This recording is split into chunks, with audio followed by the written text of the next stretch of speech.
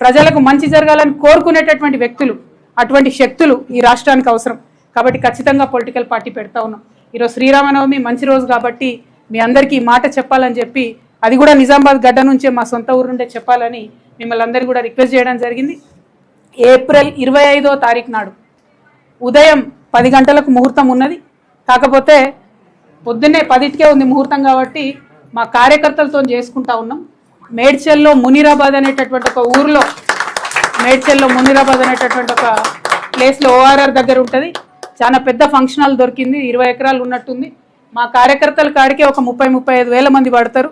మిగతా జనరల్గా public meeting మళ్ళీ పెట్టుకుంటాం పొద్దున 10కి. కాబట్టి మా జాగృతి వాళ్ళు సిస్టమేటిక్ కార్యకర్తలు, ప్రతి గ్రామంలో ఉన్నటువంటి జాగృతి కార్యకర్తలు, ఉద్యమకారులు, ప్రజాస్వామ్యవాదులు, ఈ రాష్ట్రంలో రాజకీయాల్లో మార్పు రావాలనుకునే వాళ్ళందరినీ కూడా మనస్ఫూర్తిగా ఆహ్వానిస్తూ ఉన్నాం. ఏప్రిల్ 25వ తారీఖు, వచ్చే నెల ఏప్రిల్ 25వ తారీఖు నాడు మార్నింగ్ 10 o'clockకి మేము జెండా ఆవిష్కరణ చేసి మా పార్టీ పేరు చెప్తాము. మంచి ముహూర్తం ఉంది. మీ అందరికీ తెలుసు, నేను ముహూర్తాలని బలంగా నమ్ముతా. మరి కాలానుగుణంగా పనులు చేస్తే ప్రజలకు కలిసి వస్తుందని నేను బలంగా నమ్ముతున్నా. కాబట్టి ఆ ఉదయం పూట అయినా తీసుకోవడం జరిగింది. ఆ మొత్తం డీటెయిల్స్ అన్నీ కూడా ట్విట్టర్లో, ఫేస్బుక్లో, వాట్సాప్లో మళ్ళీ మీకు లొకేషన్తో సహా. ఆ హాల్ పేరు ఆద్య కన్వెన్షన్, అద్వయ కన్వెన్షన్, మునీరాబాద్. మార్నింగ్ 8 కల్లా మన కార్యకర్తలందరూ చేరుకోవాలి. ఎందుకంటే 8 నుంచి మనం అందరం కొంత మాట ముచ్చట వేసుకొని 10కి ముహూర్తం ఉంటుంది కాబట్టి 10కి లాంచ్ చేసుకుందాం. ఆ మొత్తం 18 ఎకరాల్లో కూడా మరి ప్రాంగణాలు ఎట్లుండాలి, స్టేజ్ ఎట్లుండాలి, మేము మా ప్రాంగణానికి ఎవరి పేరు పెట్టుకుంటాం. ఎందుకంటే మేము జయశంకర్ సార్ని ప్రాణంగా కొలుసుకుంటాం, మీ అందరికీ తెలిసిందే. జయశంకర్ సార్ పెట్టుకుంటాం. ఇంకా చాలా పేర్లు ఉన్నాయి, చాలామందిని గౌరవించేది ఉంది. అవన్నీ కూడా డిసైడ్ చేసి ఈ నెక్స్ట్ 28 days టైంలో మీ అందరికీ కూడా వివరాలు ఇవ్వడం జరుగుతుంది. మా దగ్గర జాగృతి నుండి ప్రతి గ్రామం నుంచి కార్యకర్తలు తరలి రావాలి. పొద్దున్నే ఉంది కాబట్టి మంచిగా పొద్దుగా లేచి సద్దన్నం తిని బయలుదేరండి.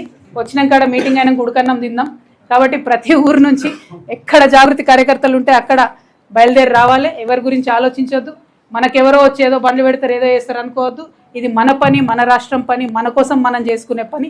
కాబట్టి ఖచ్చితంగా ఈ రాష్ట్ర రాజకీయాలు మార్చాలి. ముఖ్యంగా యువ మిత్రులకు నేను చెప్తా ఉన్నాను, రిక్వెస్ట్ చేస్తూ ఉన్నాను. మరి మనము తెలంగాణ వచ్చినప్పటి నుంచి కూడా ఇంకా కూడా జాబ్ల కోసం వెయిట్ చేస్తున్నటువంటి పరిస్థితి ఉంది ఇప్పటి వరకు కూడా. మరి యువ మిత్రుల కోసం ఏం చేయబోతా ఉంది కొత్త పార్టీ అని ఆ రోజు చెప్పబోతా ఉన్నాం.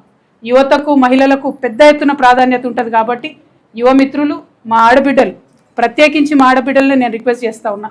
మగవాళ్ళు చేసే రాజకీయాన్ని ఇన్ని రోజులు చూసినాం, మగవాళ్ళు నడిపినటువంటి పార్టీలు ఇన్ని రోజులు చూసినాం. మనం బిడ్డ జాబ్ కోసం ఎదురు చూడాలి, మన ఇంటికి వచ్చే లోన్ కోసం ఎదురు చూడాలి,